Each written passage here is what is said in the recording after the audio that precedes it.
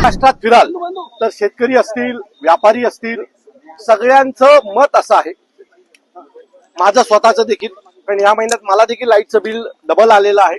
जर कुठल्याही घरात गेलात आणि स्मार्ट मीटर लावल्याच्या नंतर झालं काय, तर ज्याला 2,000 रुपये बिल येत होता त्याला 4,000 रुपये बिल यायला लागलं, ज्याला 5,000 रुपये बिल येत होतं त्याला 10,000 रुपये बिल यायला लागलं, ज्याला 10,000 रुपये बिल यायचं ज्या व्यापाऱ्याला त्याला 20,000 रुपये बिल यायला लागलं. मला कळलं नाही की स्मार्ट मीटरचा अर्थ काय. स्मार्ट म्हणजे काय, तर आमचा फायदा झाला पाहिजे ना, काहीतरी नवीन घेऊन आला, त्या टेक्नॉलॉजीचा लोकांना उपयोग झाला.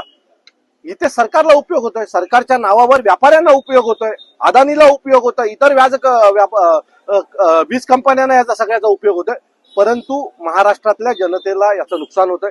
ज्या माणसाला पगार 10,000 रुपये त्याला लाईटचं बिल या महिन्यात 10,000 रुपये आलेलं आहे. तर मला असं वाटतं की स्मार्ट मीटरला ज्यावेळेला आम्ही विरोध करत होतो, यासाठीच करत होतो की एक दिवस हा स्मार्ट मीटर हा लोकांना त्रास देणारा होणार आहे. मला असं वाटतं की या स्मार्ट मीटरमुळे जवळजवळ 3 लाख लोकांनी या सगळ्याच्या विरोधात कंप्लेंट केल्यात आणि ते मुख्यमंत्र्यांनी अधिवेशनात देखील सांगितलं. जर 3 लाख लोक एखाद्या गोष्टीला तक्रार करत असतील तर काहीतरी चुकीचं घडतंय. मागच्या 15 दिवसापासून रस्त्याने जाताना अनेक लोक आम्हाला सांगत होते, अहो त्या स्मार्ट मीटरचं काहीतरी करा.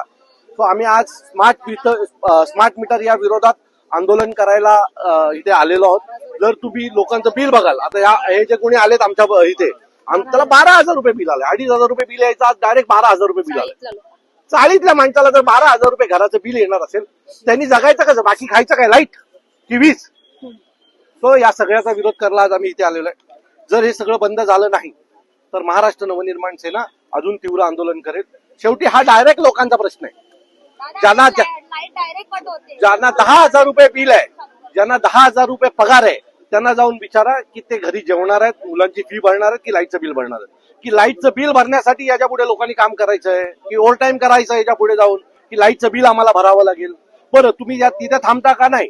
1 महिन्याचं लाईटचं बिल भरलं नाही तर डायरेक्ट जाऊन घरामध्ये लाईट कट करताय. ही कुठली माणुसकी आली? ही कुठली माणुसकी आली? तुम्ही नट सांगता लोकांचे जर मीटर काढणार असाल, लाईट कापणार असतील तर या सगळ्यांना विरोध होईल. याच्या पुढे जर कोणाच्या घरात जाऊन मीटर कापण्याचा प्रयत्न केला तर जो कोणी तिथे जाईल, जो कोणी अधिकारी तिथे जाईल, त्याला महाराष्ट्र नवनिर्माण सेना धडा शिकवेल.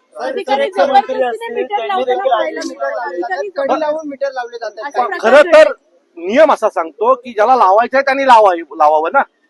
सो हे बळजबरी मीटर लावायचं काम काय, टार्गेट दिलं जातं. ही मुलं मला त्या दिवशी येऊन भेटली, जी मीटर लावतायत ती मुलं मला काही दिवसापूर्वी येऊन भेटली होती आणि त्याने आम्हाला सांगितलं, अधिकारी आम्हाला टार्गेट देतात की दिवसाला एवढं काम झालंच पाहिजे. तर अधिकाऱ्यांनी काय कंपन्यांच्या सुपाऱ्या घेतल्यात का टार्गेट द्यायला? तो बळजबरी पण तिथे कुठे लावत असतील तर त्याने महाराष्ट्र नवनिर्माण सेनेच्या कार्यालयाशी संपर्क साधा. खात्रीने सांगतो की तो मीटर बदलला जाणार नाही, माणूस बदलला जाईल. विजय थलपती जसं त्याच्या राज्यामध्ये करून दाखवलं, का वाटतं राज्याचे आपले मुख्यमंत्री हा व्यापारी आहे. तो हे ही सगळी व्यापारी संघटना आहे.